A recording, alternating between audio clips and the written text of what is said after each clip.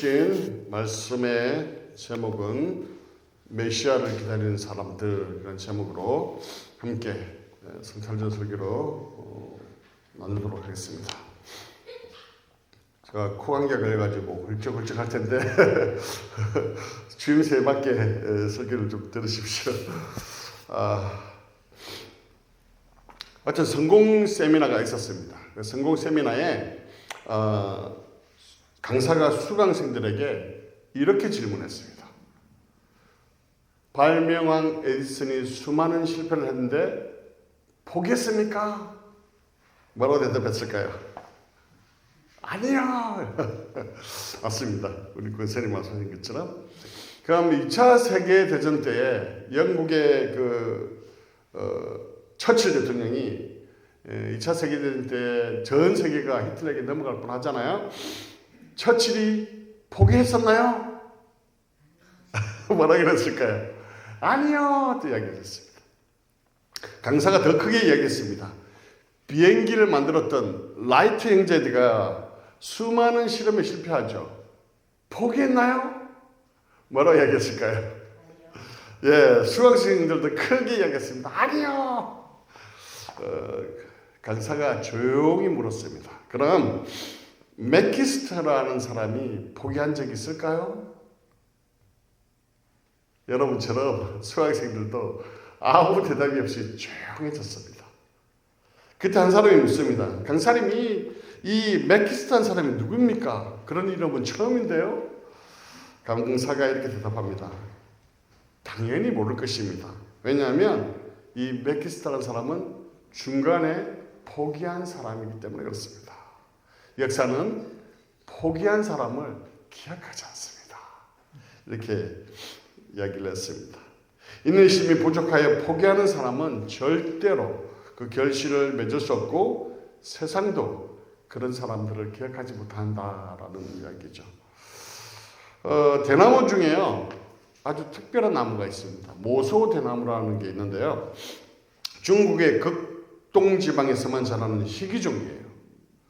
하루 동안 1m까지 자라는 대나무가 있는가 하면 이 대나무는요 4년 동안 매일 정성을 들여 거름을 주고 물을 주고 해도 고작 3cm밖에 자라지 않습니다. 그림을 보실까요? 4년 동안 열심히 물 주고 거름 주고 해서 자라는 게 저거밖에 안 됩니다. 그런데 5년째 되는 해부터는요 하루에 30cm씩 자란다고 합니다. 그렇게 해서 6주가 지나면 어떻게 될까요? 우와, 15m 이상 자라게 된다는 거예요. 주변은 빽빽하고 울창한 이 대나무 숲이 된다고 합니다. 대강절입니다. 대강절이 12월 첫 주부터 시작되었는데요. 대강절은 문자 그대로 기다림의 시간을 말합니다. 주님의 오심을 기다리는 기간. 이것을 대강절이라고 합니다. 기다림은요, 이 믿음의 삶과 매우 밀접하게 중요한 관계가 있습니다. 왜냐하면 기다림은 믿음을 전제로 하기 때문에 그렇습니다. 성경에 보면요, 기다림의 이야기가 너무 많습니다. 창세기에 보면 우리가 창세기 다뤘죠. 아브라함이 제가 뒤에 이야기는 다 다루지 않았지만 약속하신 아들 이삭을 몇 년 동안 기다렸습니까? 25년 동안 기다리잖아요. 그죠? 그리고 요셉도 꿈을 꾸고 총리가 될 때까지 몇 년을 기다립니까? 13년이라는 시간을 기다리잖아요. 그리고 모세도 이스라엘을 출애굽시키는 지도자가 될 때까지 몇 년이 걸렸나요? 80년이라는 시간이 걸렸습니다. 또 이스라엘 백성들이 출애굽하기 위해서 몇 년 걸렸습니까? 430년. 또 이스라엘 백성들이 메시아가 오시기를 얼마나 오랫동안 기다렸습니까? 그렇죠? 오늘의 삶을 살아가는 우리의 삶도 마찬가지입니다. 늘 기다림의 삶이 우리 앞에 펼쳐져 있습니다. 수능을 치른 학생들은 한국에 벌써 쳤겠죠. 학생들은 합격 통지서를 기다리고 있겠죠. 결혼을 앞둔 예비 신부는요, 뭘 기다립니까? 결혼식 날을 기다리겠죠. 그리고 출산을 앞둔 부부는 뭐 기다릴까요? 아기를 기다리고 있겠죠. 그리고 비즈니스 오픈한 사람은 비즈니스가 오픈되는 날을 기다릴 거고요. 또 아이들은 뭘 기다릴까요? 생일을 기다립니다. 생일. 우리 아이들은 12월달, 9월달에 딸짝이죠. 9월달 생일인데 벌써부터 생일 선물 이야기를 해요. 여러분은 뭘 기다리고 계십니까? 오늘 살아가는 우리의 찐 기다림은 뭘까요? 주님의 다시 오심을 그죠? 기다리고 있다는 것이죠. 오늘 본문 말씀을 통해서요, 메시아가 오심을 기다리는 사람들의 그 이야기를 함께 살펴보고 은혜를 나누고자 합니다. 말씀 한번 같이 읽어볼까요? 시작. 예루살렘의 시몬이라는 위로를 기다리는 자라 성령이 그 위에 계시더라. 누가 나옵니까? 보니까 시몬, 그죠? 시몬입니다. 시몬이 어디에 있었다고요? 예루살렘에 있었습니다. 그죠? 지난주에 목사님 이야기했죠. 액션을 잘 취하셔야지 하나님께서 나중에 잘했다 막 하신다니까요. 예루살렘에 머물렀다라고 이야기를 합니다. 예루살렘이 굉장히 중요한 의미를 가지고 있죠. 그래서 말라기를 보시면 그 예루살렘에 기다리는 이유가 나올 텐데 같이 볼까요? 시작. 만군의 여호와가 이르노라. 오라, 내가 내 사자를 보내리니 그가 내 앞에 길을 준비할 것이요 또 너희가 구하는 바 주가 갑자기 뭐라고요? 그의 성전에 임하시리니 곧 너희가 사모하는 바 언약의 사자가 임할 것이라. 그죠? 너희가 구하는 바 주가 갑자기 그 성전에 임하시라. 이게 뭔가 메시아를 이야기하는 거잖아요. 그죠? 말라기에서 그 예언했던 그 성전, 그게 바로 예루살렘이죠. 그렇기 때문에 메시아를 기다리는 이 시므온은 이 예루살렘에 머물렀다라고 말씀하고 있는 것이죠. 그리고 예루살렘에 있으니 이렇게 표현하고 있잖아요. 있으니라고 표현하고 있는데 이 있으니라는 표현은 헬라어로 보시면 n이라는 동사인데요. 미완료는 뭔 의미가 있습니까? 계속적인 의미가 있잖아요. 그래서 성전에 있는 예루살렘을 떠나지 않고 줄곧 계속 주님 오실 때까지 머물러 있었다. 그런 의미가 이 표현 안에 들어있다는 것이죠. 그리고 무엇을 하고 있었다고요? 기다렸다고. 뭘 기다렸습니까? 이스라엘의 위로를 기다렸다고. 그럼 이스라엘 위로가 과연 뭘까요? 헬라어로 보시면요, 이게 바로 페라클레시스라고 합니다. 위로, 격려, 위안 이런 의미가 있는데 이 단어 안에는 메시아 대방사상을 나타내는 그 의미의 단어라는 것이에요. 그래서 이사야 40장 이와 관련된 표현을 하고 있는데 한번 볼까요? 시작.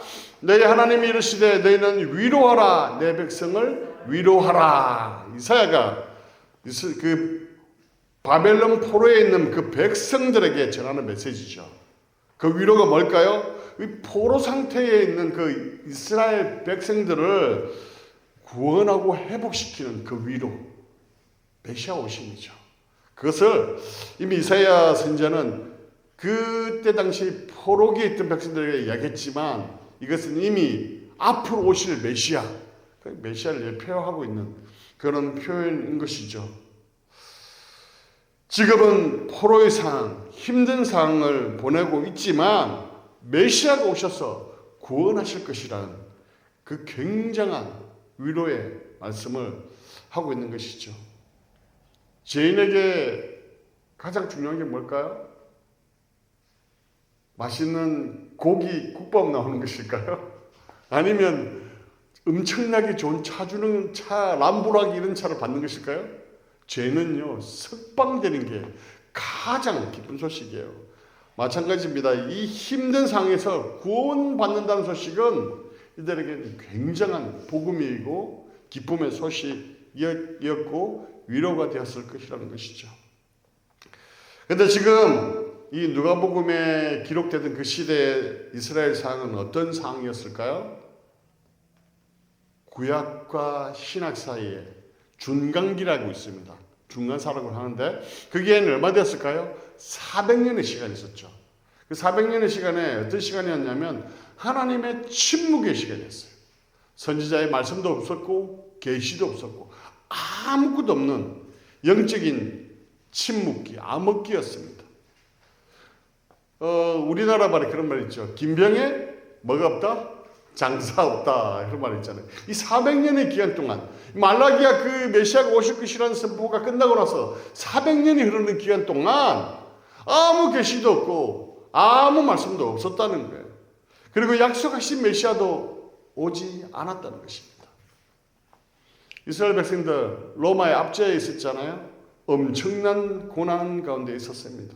그런데다가 그 약속했던 메시아도 400년의 기간 동안 전혀 오지 않았기 때문에 절망 가운데 있었고 어떤 사람은 믿음을 포기하고 세상 것을 붙잡고 세상을 따라가는 사람들이 생기기 시작했다는 것입니다. 고난이 오면 올수록 주님을 더 붙잡아야 되는데 그게 아니라 오히려 세상을 향해 나가는 그런 모습이었다는 것이죠. 많은 이스라엘 백성들이 메시아가 오리라는 그 약속을 잊어버리고 기대를 버려버리고 믿음을 포기하고 세속 가운데 나가는 그런 삶의 가운데 있는 그 시대였다는 것입니다. 그러나 그 시대 속에 시므온은 어떠한 삶을 살았다고요? 좀 전에 읽었는데요. 같이 한번 더 읽겠습니다. 시작. 예루살렘에 시므온이라는 사람이 있으니 이 사람은 의롭고 경건하여 이렇게 되어 있죠. 의롭고 경건하였다 이렇게 되어 있습니다. 메시아를 보내시는 그 약속의 말씀을 굳게 붙잡고 살아갔다는 것이죠. 그게 그의 삶으로 드러났다는 것이죠. 그러면서 어렵다라고 이렇게 표현하고 있죠. 이게 디카이오스라고 하는데요. righteousness라고 하는데 이 의미가 뭘까요? 이 어렵다는 의미는 율법을 형식적으로 잘 지켜내는 것을 의미하는 게 아닙니다. 하나님의 뜻을 신뢰하고 순종하는 삶의 그 방향성을 나타내요. 그리고 하나님과의 바른 관계, 그것을 의미합니다. 하나님의 그와의 바른 관계 속에서 평생 메시아가 오실 것이라는 그 믿음을 가지고 지속적으로 기다림의 삶을 살아왔다는 것이죠. 그래서 어려운 삶은요, 율법을 형식적으로 지키는 것을 의미하지 않고요, 하나님과의 관계, 그 친밀감이 얼마나 깊은지 그 모습이 달려있다는 것이죠. 내 삶이 자꾸 엇나가고 있다면, 내가 자꾸 하나님의 일보다 세상 것이 좋아지고 있다면 이것은 가장 먼저 체크해야 될 게 딴 게 아니에요. 딴 사람이 아니에요. 내 환경이 아니에요. 하나님과의 관계가 뭔가 문제가 있다는 것이죠. 시므온이 살 때는요, 조금 전에도 말씀드렸지만 로마의 식민정치가 그 안에 가득해 있었습니다. 그렇기 때문에 이스라엘 백성들은 엄청난 고난 가운데 핍박 가운데 있었습니다. 그리고 많은 사람들이 세상과 결탁하고 믿음을 버려버렸죠. 고난 가운데 있었고요. 문제로 가득했고요. 앞이 캄캄하고 미래가 보이지 않고 소망이 보이지 않는 그런 상황이었습니다. 메시아가 오실 것이란 징조는 티끌만큼도 보이지 않는 그런 상황이었습니다. 그런 가운데 있었음에도 불구하고 이 시므온이 의롭게 살아갈 수 있었던 이유는요, 바로 하나님과의 올바른 관계가 지속적으로 있었기 때문에 그 믿음이 흔들리지 않았다는 것입니다. 그리고 어렵고 뭐 어떻게 했다고요? 경건했다라고 이야기합니다. 이 경건했다는 율라베스라고 하는 단어인데요, 율법과 관련된 단어입니다.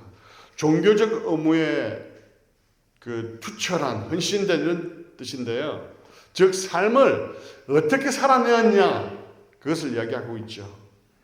의로움이 관계적인 측면을 나타낸다면 이 경건함은 삶의 태도, 행동을 나타내고 있습니다. 그래서 어려움과 이 경건함은 떨어질 수 없는 같이 가는 단어입니다. 그래서 어려운 사람은 당연히 경건한 삶을 살아갈 수밖에 없다는 거예요. 하나님과 올바른 관계가 있는 사람은 경건한 삶을 살아갈 수밖에 없다는 거예요. 하나님이 기뻐하시는 것을 하지 않을 수 없다는 것이죠. 하나님이 싫어하는 것은 죽어도 안 하는 그런 모습이라는 것이죠. 그리고 이 경건함에는요, 하나님에 대한 경외함이 있습니다. 경외함이 뭡니까? 바로 하나님에 대한 두려움이죠. 두려움은 단순히 어떤 스케일하거나 afraid 하는 그런 두려움이 아니라, 그리고 심판하실 거에 대한 그 두려움이 아니라, 전능하신 하나님, 그 위대하신 하나님, 그 크신 하나님에 대한 경의, 그 속에 하나님에 대한 두려움을 이야기하고 있는 것이라는 것이죠. 그래서 그런 분이 주신 말씀이기 때문에 그분을 실망시키지 않기 위해서 내가 몸부림치고 살아내는 모습, 그걸 경건함이라고 이야기하죠. 이 시몬이 그런 의로움과 그런 경건함을 가지고 살아갔다는 것입니다. 그런 삶을 살아냈던 또 중요한 증거가 이어서 나오는데요. 한 번 더 읽을게요. 빨간 것만 읽을까요? 시작. 성령이 그 위에 계시더라. 자, 성령이 그 위에 계시더라 이렇게 표현하고 있는데, 여기도 계심이라는 단어를 이게 헬라어로 잘 보시면 완료형이에요. 뭘까요? 완료형은 뭐라고요? 계속했다는 거예요. 성령이 지속적으로 머물렀다는 것이죠. 자, 이 지속적으로 머물렀다 계시다는 표현을 하면, 바꾸면 어떤 표현이 될까요? 계속 그 위에 머물러 계시다는 의미가 뭘까요? 충만했다는 뜻이겠죠. 성령의 지배를 받고 있었다는 것이죠. 성령에 사로잡혀 있었다는 뜻이겠죠. 여기서 지배라는 표현을 쓰면 좀 강제적인 의미가 있는데, 제가 성령에 대해서 다루지 않았지만 잠깐만 다루면 뭡니까? 성령은 인격적인 분이세요. 그래서 절대로 강제적으로 우리를 이끌어가지 않습니다. 인격적으로, 자발적으로 할 수 있도록 도와주시고 지속적으로 순종할 수 있도록 이끌어주시는. 그래서 이것은 결국 뭐냐면 성령과 동행하는 삶을 살았다. 그 의미와 같은 맥락을 가지고 있는 것이죠. 그런데요, 성령의 그 지속적인 지배를 받는 것이, 성령의 충만함이, 성령과 동행하는 것이 쉽습니까? 인간의 제 본성 때문에요, 나는 가고 싶은데 성령이 서라고 할 때가 있어요. 나는 안 가고 싶어요. 근데 성령은 가라고 할 때가 있어요. 이때 내가 잘 순종한다면 내가 충만한 거죠. 성령의 인도하심을 받는 거고 성령의 지배를 받는 거죠. 그렇지만 성령이 아무리 이야기해도 내가 가고 싶은 대로 가고 내가 하고 싶은 대로 하고 한다면 그것은 그렇죠. 순종하려면요, 그래서 인간의 그 본성을 꺾어야 한다는 것이죠. 성령의 힘으로. 그런데 시몬은요, 이러한 삶을, 성령께서 지배하는 그런 삶을 지속적으로 살아왔다고 말씀하고 있습니다. 그 증거가 21절 볼까요? 시작. 그가 주의 그리스도를 보기 전에는 죽지 아니하려 하는 성령의 지시를 받았더라. 그래서 성령의 지시를 받고 있다는 것이죠. 그죠? 그래서 시몬이 성령과 동행하는 삶을 살아가는 가운데 성령께서 메시아가 오시는 것을 어떻게 하겠다고요? 눈으로 볼 것이다 라고 확신을 주셨다는 것이죠. 그렇기 때문에 이 시몬은 메시아가 오실 때까지 줄기차게 끊임없이 포기하지 않고 기다릴 수 있었다는 것입니다.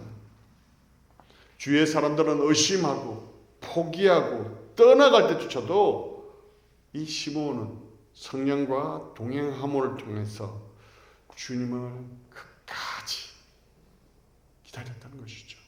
그리고 하나님과 그 의로운 올바른 관계 속에서 주님의 오실 때까지 기다릴 수 있다는 것이죠. 그리고 성령과 하나님과의 올바른 관계가 있기 때문에 주님이 언제 오실지, 그죠?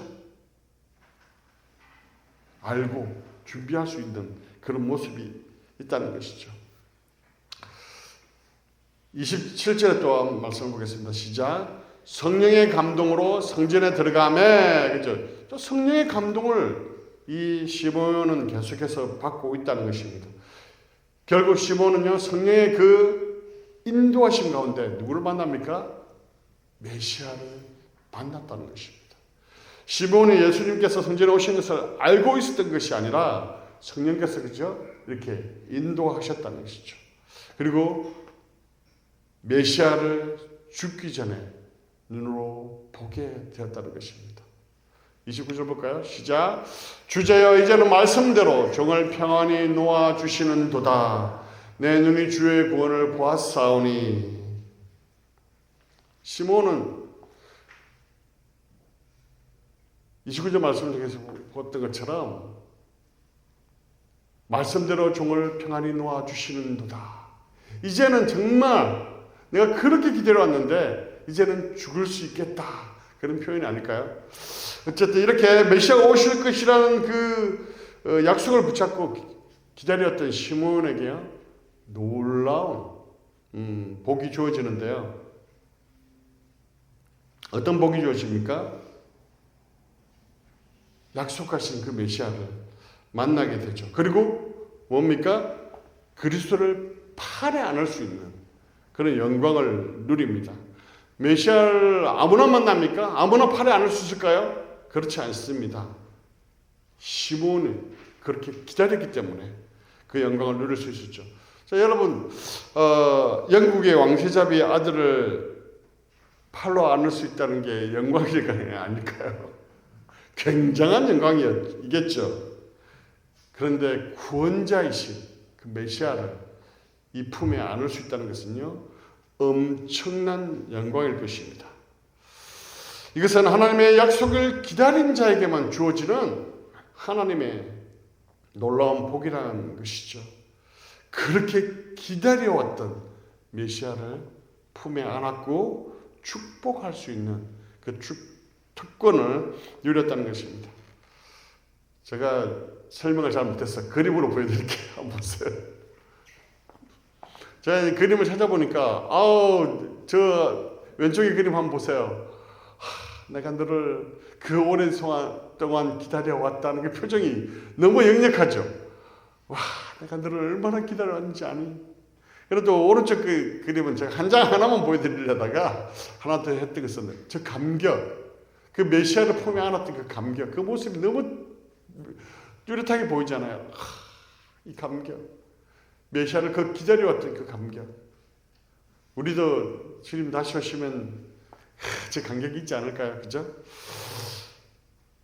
이어서 또 주님 오심을 기다리는 한 사람이 또 있습니다. 같이 볼게요. 시작. 또 아셀 지파 바누엘의 아들 딸 안나라는 선자가 있어 나이가 매우 많았더라. 그가 결혼한 후 7해 동안 남편과 함께 살다가 과부가 되고 84세가 되었더라. 이렇게 됐죠. 여기 이제 이 본문 말씀은 약간 이제 그 논쟁이 약간 있는 말씀인데요. 논쟁이 뭐냐면 84년을 과부로 지냈다. 그래서 지금 84세라는 의견과 과부가 되고 84세가 됐기 때문에 그 당시 유대인의 자녀 결혼 연령 나이가 14세나 12세 정도 되었습니다. 그러면 만 14세라면 7세를 더하면 21세죠. 그죠? 그 21세다가 과부로 84년을 지냈다 그러면 몇 살일까요? 105세. 그러니까 이 이제 105세다 아니면 뭐 105세나 뭐 109세 뭐 하여튼 이런 그 주장하는 사람들과 84세라는 주장하는 사람들 어쨌든 84세든 105세든 굉장히 나이 많은 거예요. 그죠? 그 오랜 세월을 기다려왔다는 것이죠. 그리고 또 뭐였다고 이야기하죠? 과부였다고 얘기하죠. 과부. 안나의 그 삶의 환경이 결코 쉽지 않았을 것이라는 것이죠. 오늘날에도 사실은 과부로의 삶을 살아가는 게 쉽지는 않습니다. 그죠? 근데 그때 당시에는 더 힘들었거든요. 경제력도 떨어지죠. 그리고 보호해줄 만한 사람도 없어요. 그리고 무시당하고 그때 당시에 멸시를 당했습니다. 보통 이러한 불행한 일을 당하면 한탄하고 원망하고 별 생각 다 하겠죠. 그죠? 그러나 이 안나는 어떻게 했다고요? 37절 한번 볼까요? 시작. 이 사람이 성전을 떠나지 아니하고 주야로 금식하며 기도함으로 섬기더니 중요한 표현이 나오죠. 성전을 떠나지 아니하였다. 성전을 떠나지 않았다는 거예요. 여기서 이 성전은 뭡니까? 그 시므온이 기다렸던 그 말라기 선지자가 예언했던 그 성전, 그 예루살렘을 이야기하죠. 메시아가 오실 그 성전을 이 안나는 떠나지 않고 기다렸다는 것입니다. 그곳에서 주야로 금식하며 기도함으로 섬겼다 이렇게 얘기합니다. 이 섬기다는 표현은 현재 능동태 분사예요. 능동태 분사는 뭡니까? 이것도 지속적으로 일관적으로 포기하지 않고 계속해서 해왔다는 것이죠.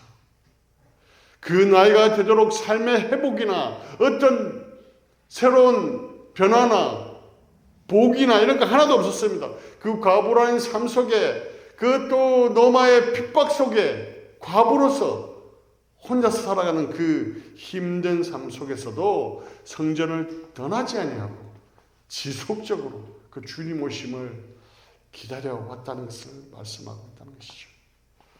안나가 이 성전을 떠나지 않고 그렇게 살 수 있었던 이유가 바로 메시아가 오실 것이라는 그 약속의 말씀을 붙잡고 있었기 때문에 그렇다는 것입니다. 그렇게 기다렸던 안나 어떻게 됐습니까? 38절 읽겠습니다. 시작. 마침 이때 나와서 하나님께 감사하고 예루살렘의 성령을 바라는 모든 사람에게 그에 대하여 말하니라. 마침 이때 나와서. 마침 이때가 어떤 때일까요? 그리스도께서 성전에 왔을 때 시므온이 그 성령의 인도하심을 따라 와서 예수 그리스도를 안고 있을 그때 이 안나가 예수 그리스도를 만났다는 것이죠. 그러면서 안나가 보인 반응이 뭡니까? 뭘 했다고요? 감사했다는 거예요. 감사. 메시아를 그 만난 그 감격에 감사했다는 것이죠. 그림을 한번 보실까요? 이분도 있습니다. 전 너무 그림이 너무 잘 표현한 것 같아요. 성경의 그 마음을 내가 이 나이 동안 과부로서 기다려왔는데 드디어 만났구나. 드디어 오셨군요. 그런 표현이 아닌가요? 그러면서 너무나 하나님께 감사하는 그런 모습이라는 것이죠. 그렇게 힘든 삶을 내가 견뎌왔는데 메시아를 만나다니 얼마나 감격스러웠을까요? 내가 그렇게 기다려왔는데.